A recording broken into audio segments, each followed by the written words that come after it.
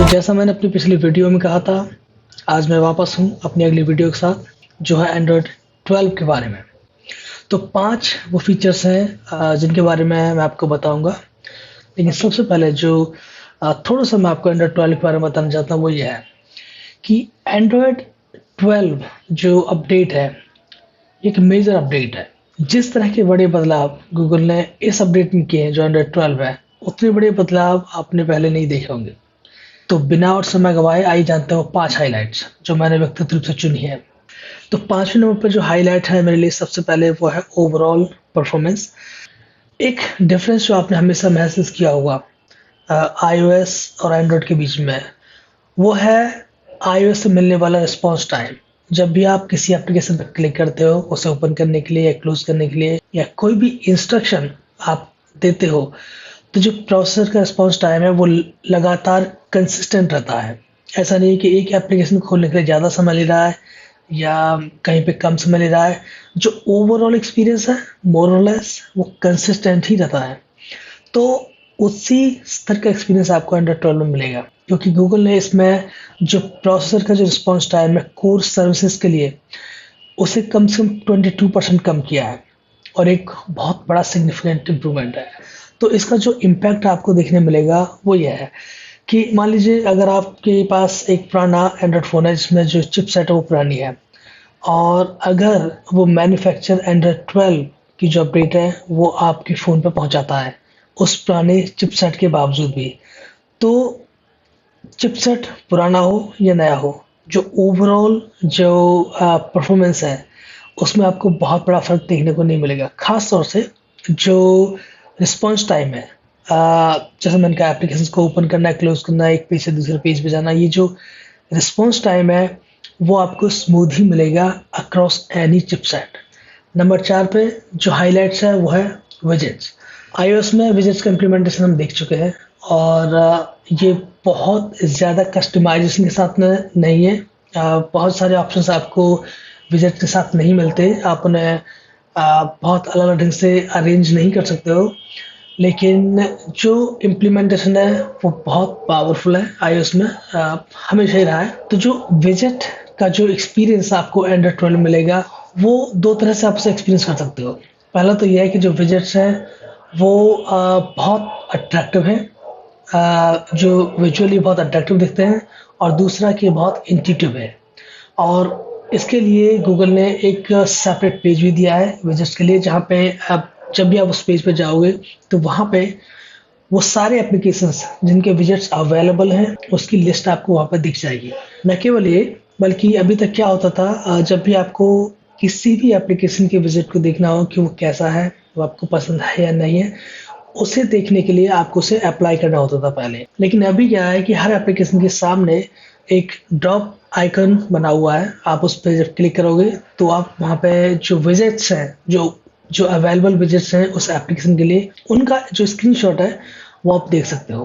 अगर आपको लगता है कि वो आपकी पसंद का है, आप उसे अप्लाई करना चाहते हो, तो आप उसे अप्लाई कर सकते हो। तो ये एक नाइस टच है। तीसरे नंबर पर जो आता है वो है प्राइवेसी। तो फिर से मैं यहाँ पे आईओएस का एग्जांपल लूँगा। आईओएस में जो प्राइवेसी के तौर पे जो एक सबसे पावरफुल जो फीचर हमें देखने को मिली है वो ये है कि अभी जो करंट वर्जन ऑफ आईओएस है हम उसमें ये देख सकते हैं कि कौन-कौन से वो एप्लीकेशंस हैं जो फ़ोन के माइक्रोफ़ोन को या कैमरा एप्लीकेशन को यूज़ कर रहे हैं, जो कि पहले हमें नहीं पता होता था कि applications you know hidden mode में माइक्रोफ़ोन भी एक्सेस कर पाते हैं, जिससे कि वो जो भी कन्वर्सेशन हो रही है लोगों के बीच में वो सुन सकते हैं, और वो कैमरा भी ओपन कर सकते हैं बिना कोई व्यू फाइंडर को ओपन किए, बिना आपको ये बतलाए कि उन्होंने कैमरा को एक्सेस किया हुआ है। लेकिन अब आईओएस में आप ये देख सकते हो कि वो कौन से सेंसर्स हैं फ़ोन के, जिन्हें कि एप्लीकेशन यूज़ कर रहा है और एक्सेस कर रहा है। बिल्कुल वही प्राइवेसी फीचर आपको एंड्रॉयड 12 में भी मिलती है। जो भी एप्लीकेशंस, फिर चाहे वो माइक्रोफ़ोन हो या कैमरा एप्लीकेशन हो या बाकी के दूसरे सेंसर्स हों, जब भी वो उन्हें यूज़ करते हैं, उसका एक नोटिफ़िकेशन आपको राइट हैंड कॉर्नर में दिख जाएगा।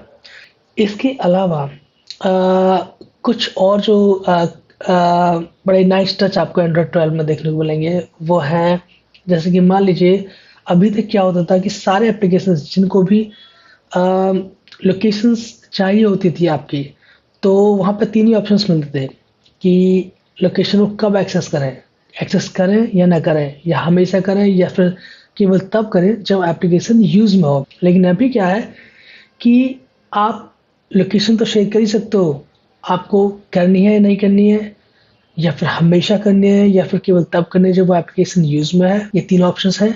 इसके साथ में जो 2 ऑप्शन आपको मिलेंगे वो ये है कि आप अपनी अप्रॉक्सिमेट लोकेशन शेयर करना चाहते हो जो आपके आसपास की हो, या एग्जैक्ट लोकेशन जहाँ पर आप हो।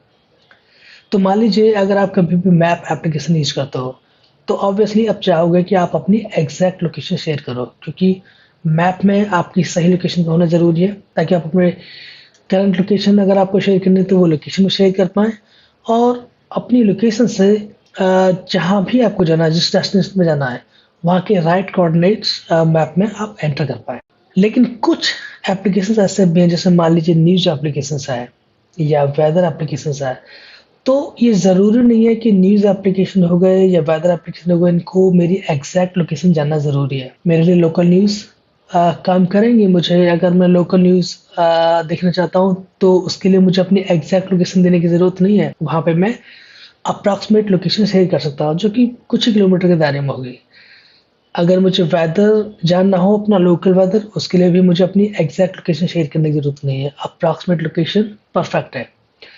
तो इस तरह से ऐसे बहुत सारे एप्लीकेशंस हैं जहाँ पे सिर्फ अप्रॉक्सिमेट लोकेशन शेयर करना ही पर्याप्त होगा, और उन सारे एप्लीकेशंस में आपको अपनी जो एग्जैक्ट लोकेशन है उसे शेयर करने की कोई आवश्यकता नहीं है। तो ये बहुत इम्पॉर्टेंट एक प्राइवेसी फीचर है जो एंड्रॉइड 12 में आपको देखने को मिलेगा। एक और फीचर के बारे में आपको बताना चाहूँगा, और वो है स्क्रीनशॉट से रिलेटेड। जब भी पहले आप एंड्रॉइड में किसी भी पेज का स्क्रीनशॉट लेते थे तो आप उतने ही एरिया का स्क्रीनशॉट ले पाते थे जितना एरिया स्क्रीन पे विजिबल है। लेकिन सैमसंग गैलेक्सी एस लाइनअप जो सैमसंग की जो गैलेक्सी एस लाइनअप है उसमें मैंने ये फीचर एक्सपीरियंस की हुई है कि अगर आपको एक पूरे वेब पेज का स्क्रीनशॉट लेना हो तो आप उस स्क्रीनशॉट को स्क्रॉल डाउन कर सकते हो, उसे बॉटम तक ले जा सकते हो, और इस तरह से आप पूरे वेब पेज का स्क्रीनशॉट ले सकते हो बजाय सिर्फ उस एरिया के जो एरिया विजिबल है। तो ये सेम फीचर एंड्रॉइड 12 में भी आपको देखने को मिलेगी। अब आप पूरे पेज का स्क्रीनशॉट ले सकते हो, आप उसे स्क्रॉल करके बिल्कुल बॉटम तक ले जा सकते हो और फिर आप वो पूरा स्क्रीनशॉट ले सकते हो। तो दूसरी जो फीचर है जिसके बारे में बात करना चाहूँगा वो है नोटिफिकेशन एरिया। अभी तक जो एंड्रॉइड में नोटिफिकेशंस थे वो बहुत ऑर्डिनरी नोटिफिकेशंस रहे हैं, लेकिन अभी जो नोटिफिकेशंस में आपको विजुअल चेंज देखने को मिलेगा वो बहुत खूबसूरत है। नोटिफिकेशंस आपको बड़े बड़े आइकॉन्स के रूप में देखने को मिलेंगे। तो जो विजुअल चेंज है वो बहुत अट्रैक्टिव है। मैंने पर्सनली उसे बहुत पसंद किया है। तो आई होप कि ये विजुअल जो चेंज है नोटिफिकेशन एरिया में वो आपको भी देखने को मिलेगा, फिर चाहे वो जो स्क्रीन की जो ब्राइटनेस को कंट्रोल करने का स्लाइडर हो, या फिर ऑडियो को कम ज़्यादा करने का स्लाइडर हो। जो स्लाइडर्स हैं वो भी काफ़ी वाइड है, तो उन्हें कंट्रोल करना बड़ा आसान है।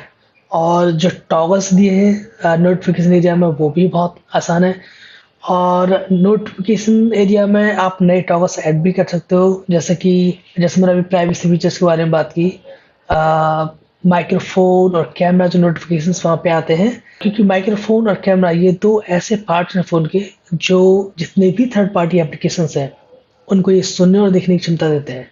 तो मान लीजिए कि ये जो दो पार्ट हैं फ़ोन के, अगर आप इन दोनों पार्ट्स को कंट्रोल करना चाहते हो नोटिफिकेशन एरिया से, डिटेल सेटिंग्स में जाना चाहते हो, तो इनके जो टॉगल्स हैं आप उन्हें नोटिफिकेशन एरिया में ऐड कर सकते हैं, और उन टॉगल्स के थ्रू डायरेक्टली आप माइक्रोफोन की जो परमिशंस हैं उन्हें एक्सेस कर सकते हो, और कैमरा की जो परमिशंस हैं उन्हें एक्सेस कर सकते हो। अब जो आखिरी और जो नंबर वन जो सबसे बड़ा जो बदलाव आपको एंड्रॉइड 12 में देखने को मिलेगा वो है उसका ओवरऑल जो लुक एंड फील है, जिसे गूगल मटीरियल यूआई के नाम से प्रमोट कर रहा है। तो मटीरियल जो एक यूआई रहा है एंड्रॉयड में, वो एक ढंग रहा है एंड्रॉयड का डेवलपर्स को बताने का कि किस तरह से वो अपने साइज एंड शेप्स को किसी भी एप्लीकेशन के बारे में इम्प्लीमेंट कर सकते हैं। लेकिन इस बार मटीरियल यूआई में जो सबसे बड़ा बदलाव आपको देखने को मिलेगा, जिसके बारे में मैंने संक्षेप में पिछली वीडियो में भी बात की थी, वो ये है कि ये बहुत स्मार्ट है। अगर मान लीजिए आप कोई भी वॉलपेपर यूज़ करते हो अपने फ़ोन की स्क्रीन पे, तो जो मटेरियल जो यूआई है वो ऑटोमेटिकली उस वॉलपेपर में जो भी प्रोमिनेंट कलर है उसको पिक करके वो उसे सिस्टम वाइड उसे अप्लाई करता है उस कलर को। तो उस कलर को आप सिस्टम वाइड उसे देख पाओगे, एक्सपीरियंस कर पाओगे। फिर चाहे कोई किसी भी टॉगल पे जाओ, आप सेटिंग्स एरिया में जाओ, वहाँ पे वो कलर आपको दिखेगा। तो फिर चाहे वो परफॉर्मेंस हो, ओवरऑल स्मूथनेस, क्लीननेस हो, बड़े लार्ज टॉगल्स हो, या इंट्यूटिव विजेट्स हो, या फिर मटेरियल यूआई हो, या फिर फीचर सेट्स हो। तो ऑल एंड ऑल एंड्रॉयड 12 एक बहुत बड़ी अपडेट है। और क्योंकि मैंने इसे एक्सपीरियंस किया है, इसे देखा है, तो मुझे पूरा भरोसा है कि ज़्यादा से ज़्यादा लोग इसे पसंद करेंगे। तो आप कमेंट में बताइए कि आपका क्या राय है एंड्रॉयड 12 के बारे में। क्या लगता है आपको कि ये ओएस एक राइट अपडेट है? और क्या लगता है आपको उन बदलावों के बारे में जो आपने एंड्रॉयड 12 में इस वीडियो में देखे? तो आज की इस वीडियो में एंड्रॉयड 12 के बारे में बस यही है। नेक्स्ट वीडियो होगी वो सैमसंग गैलेक्सी S22 सीरीज़ के बारे में होगी। तो एक बार फिर से अगर आपने सब्सक्राइब नहीं किया है तो कर लीजिए, जैसे कि आप मेरी आने वाली वीडियोज़ को मिस ना कर पाओ। Thank you so much for watching this video. अगर आपको वीडियो पसंद है तो इसे लाइक करें, सब्सक्राइब करें एंड बेल आइकन पर क्लिक ज़रूर करें। मिलते हैं अगली वीडियो में।